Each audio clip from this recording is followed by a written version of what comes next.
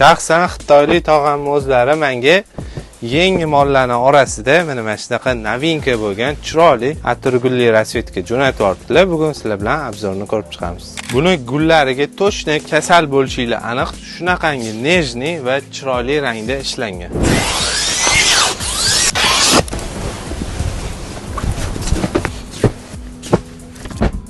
Tog'am ham o'zimga o'xshab kombinatsiyalarni juda ham chiroyli qilib chiqazib qo'yibdilar.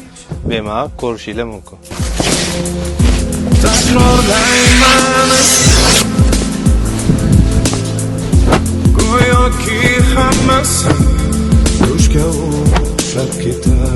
Bugungi obzorimizda yangi kelgan mayda gulli rasvetkamiz bo'ldi. Kombinatsiya qilsanglar, mayda gulligidan 2 metr padjanining ustiga и 1,5 metr ikkita nalchkaga olasizlar.